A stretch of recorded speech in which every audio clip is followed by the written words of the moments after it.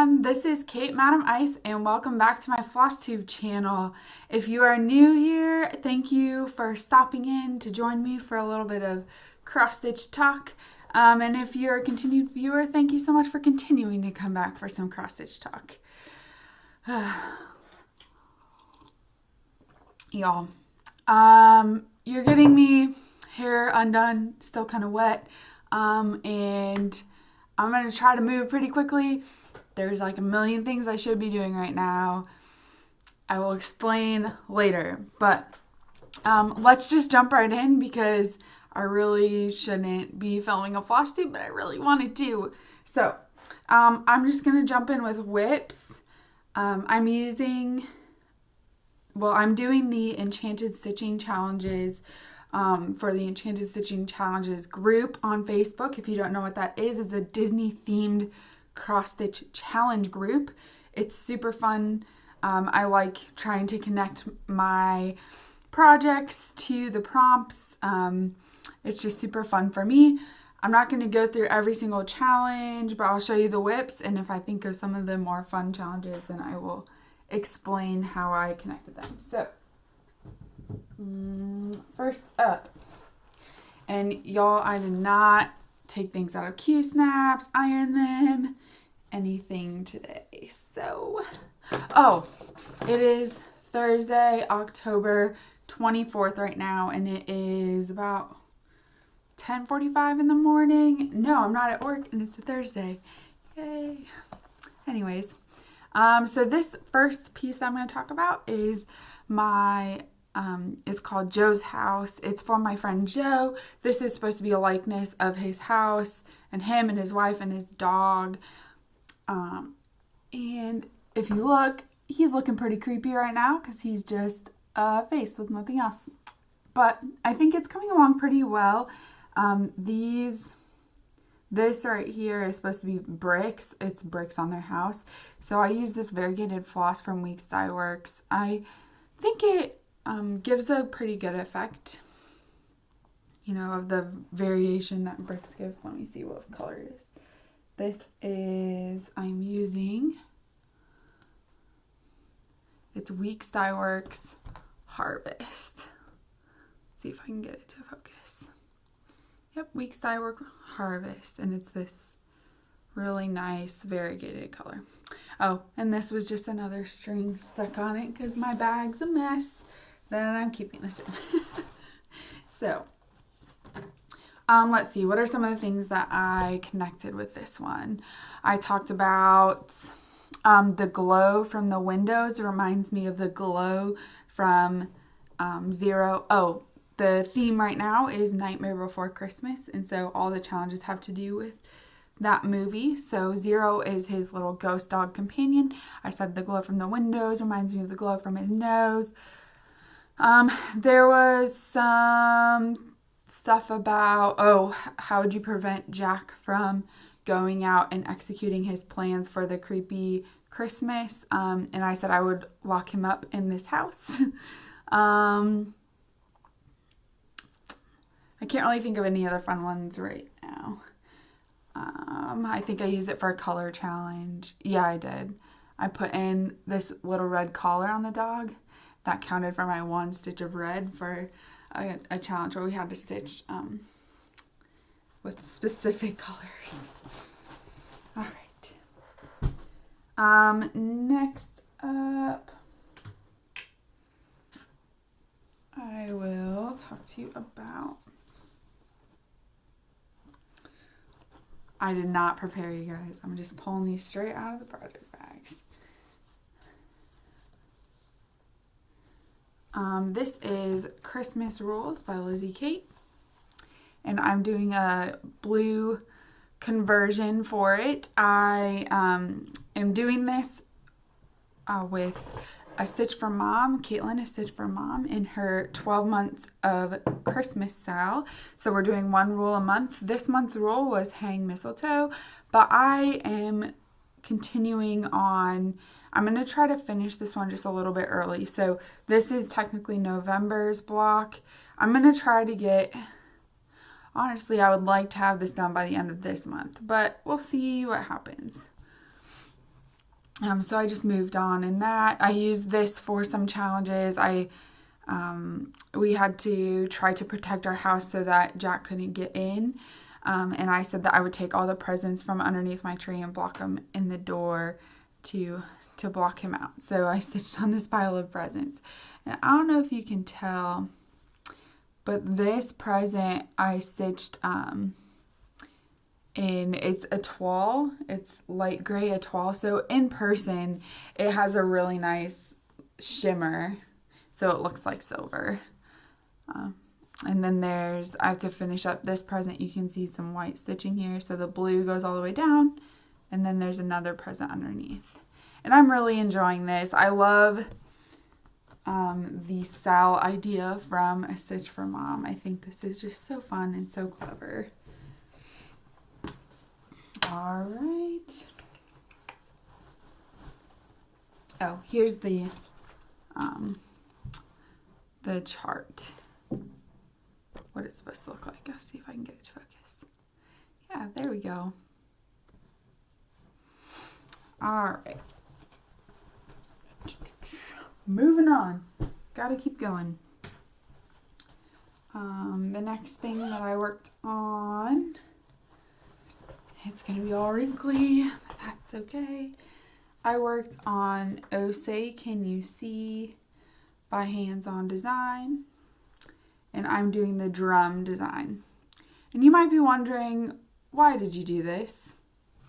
Y'all, okay, so here's the situation. I wanted to use this for a challenge for Enchanted Stitching. Now, the challenge was to stitch on something that flies, and you had to actually put stitches on the thing that flies. Nothing in here flies, if you're wondering. But I could not think of a way to connect any of my projects to that prompt. The only thing that I could think of that I had is Eliza Bell Cox. But I am in the top left-hand corner of the border, and I am not going to count all the way to the center to stitch on that giant bird, which would definitely fit, but I'm just not going to do that because way too risky to count that far on that project. But anyway, so I posted that I was having troubles in the Enchanted Stitching Challenge group, and one of you lovely viewers, I don't remember your name, I'm sorry, but one of you commented and said, hey, I watch your Flosstubes, and I'm pretty sure you could connect something in Oh Say Can You See to this prompt. And I thought about it, and that was a brilliant idea because I used my creative storytelling skills to connect this. So what I wanted to stitch on was this submarine, and what I said was you're supposed to stitch on something flying because Jack was flying in the sleigh to go deliver presents, right? And so I said that, of course, Jack is going to have to go deliver presents to all the mer people under the ocean too. And so he would use a submarine to fly through the water to deliver their presents. Problem was, I was like over here. This is what I had done. But I wanted to stitch on the submarine.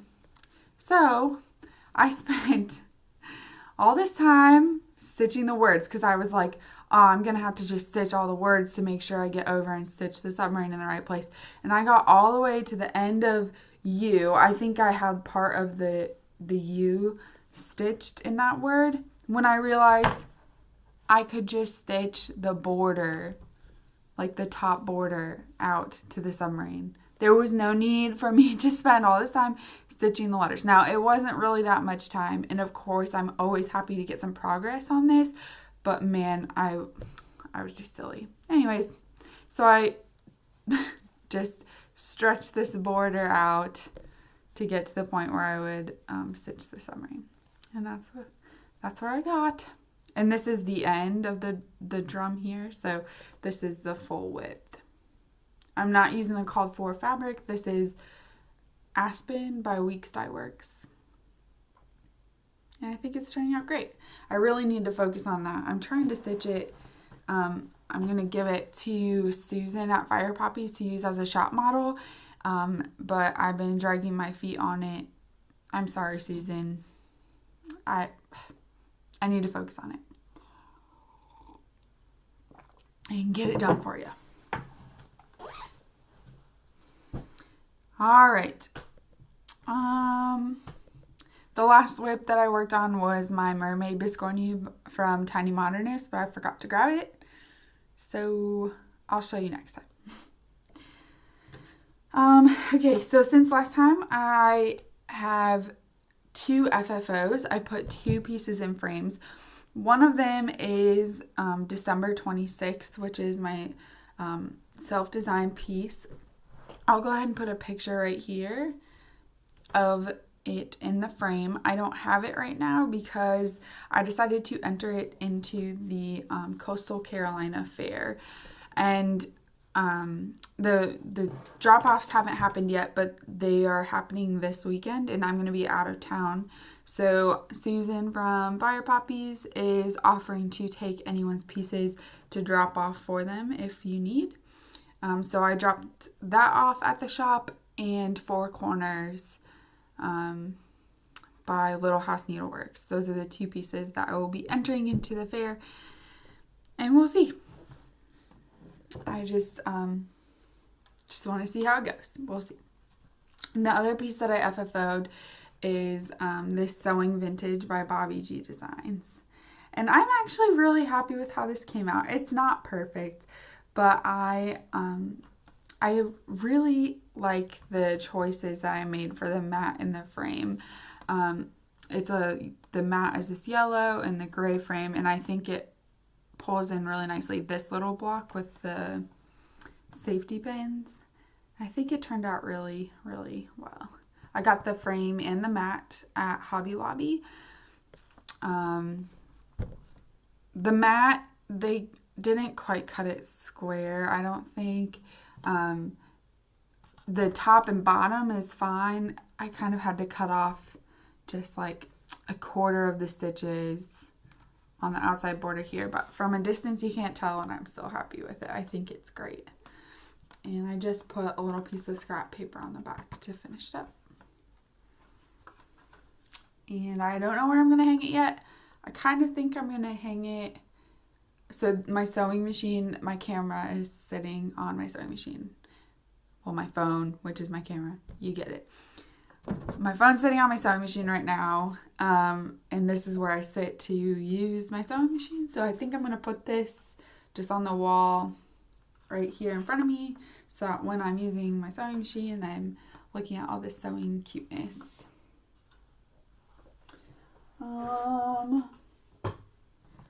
Okay, so while I was at Hobby Lobby, I went ahead and picked up some dark interfacing. Thank you for everyone who commented and said that there is such a thing as dark interfacing and that I could get it at Hobby Lobby, because now I'm not as worried about FFOing the Java Block Party by Hands On Designs. So hopefully I'll get to that soon and I'll be able to use this, and thank you for that suggestion from all of you. Okay, I have a couple items of haul here. One of them is some accessories for my Lowry stand, and I am so excited about this. I got a longer, you can get a long bar for it, because if you look at my chair back here, the what's it called? The armrest. The arms of the chair are thick, and so when I have my Lowry stand up there with the regular bar that comes with it, the piece doesn't get held all the way like square in front of me. It kind of is off to the side, and I kind of have to reach. Sometimes I can finagle it to get it closer to center, but with the longer bar, it'll be able to be right in front of me, and I'm very happy with it so far. And the other thing I got was the table stand for the Lowry. So it's super easy. It's just a small little clamp and bar. And I take the, my Lowry's out in the living room right now. But you just take the clamp that you use to hold your piece and put it on here. You're good to go. And I'm super excited to have that. That's one piece of FFO. The other thing, one other thing I got is some fabric. So, just a second. I'm gonna grab to explain this. Okay, so I have talked about my friend Ursula on here before, but I have a friend, Miss Ursula, who lives in the neighborhood next to me, and she has cross stitched for a very long time, and I go over there a couple times a month to just stitch and hang out with her. She's not able to drive anymore and lives alone and all that, so I like to go over there and just hang out with her, chat with her. She's lived an interesting life. It's always fun hearing her stories. But her 80th birthday is next month, and I wanted to make it special for her. She doesn't have a lot of people around, and it's a big deal to get to 80. So there's a little tea house that does like Southern tea services around the corner from my house. She doesn't like to go super far because she's got some neck pain and things like that. So I'm making reservations to have a little tea service the day before her birthday, and I'm looking super forward to it. Anyways, a little bit ago, Miss Ursula asked me if I could see if Susan could get the fabric for this design. She really likes this design. It reminds her of a trip she went on with her husband once. And this fabric is special made from Sew It All. And that's in Britain. And this is in the world of cross stitching. What this is. Oh my gosh, this should not be as difficult as it is to figure out. I keep wanting to say issue of the world of cross stitching. Anyways, she wants to stitch this. She wanted to know if Susan could get this fabric from Sew It All. It's not something Susan could do through the shop for her. Now, Ursula doesn't do the internet. She doesn't have any interest in getting on the internet, using the internet, purchasing things on the internet, anything like that. So that was kind of her one outlet to get this fabric that she knew of, was to try to go through Susan. So I went ahead and just ordered the fabric, and I'll give it to her for her 80th. That was a long way to say I got this fabric from Miss Ursula, and here it is. I don't know if I'm holding it upside down or right side up, but it is really pretty. It's just printed. There's a crease. So the fold line, I don't know if you're going to be able to see it on the camera, but where they folded it there's a insane crease there that I worked for a while this morning trying to get that crease out, and I just could not. So fingers crossed, if I try again in a couple of days, it'll settle out. I'm not going to fold it. I'm going to leave it out and flat, see if it relaxes a little bit. But anyways, so I was ordering that from Britain, and the fabric was less expensive than the shipping, and that just hurt my soul.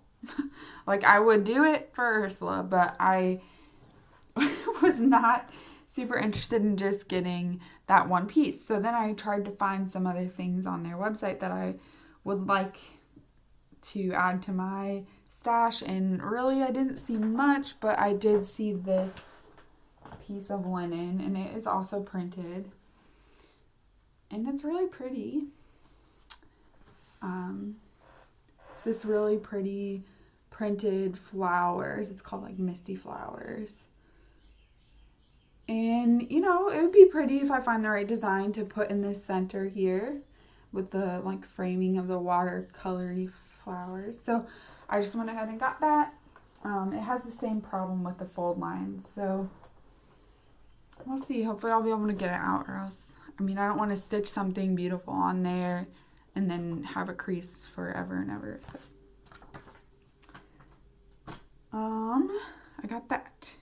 Okay, and the last thing that I'm going to show you for haul is I went ahead and kitted up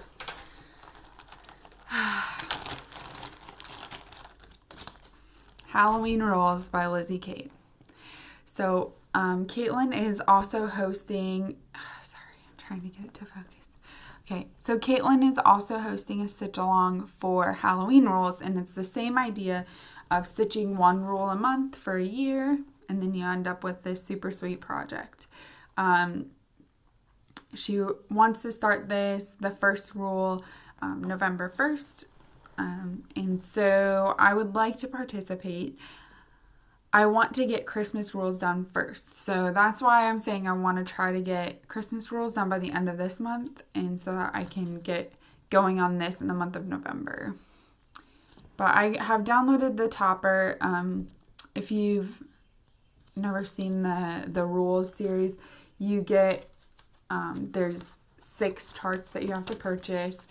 Each of them has 2 rolls on it. And if you want to stitch it like this topper is available on Lizzie Kate's website for free. So I went ahead and downloaded that. I haven't started it yet because, like I said, I want to finish Christmas rules first. Also, y'all know my rules about starting things. My board doesn't say that I have room to start this right now. So, anyways. I chose to get this darker linen. What's it called? It is called Twilight Blue. It's 40 count linen from Witcholt. And I decided to get this darker fabric because I just think it'll be really pretty to do a Halloween piece on darker fabric. I am going to change the colors. I only am using a couple of the called for colors on it. I just wanted to make it brighter. So some of this is kind of dull.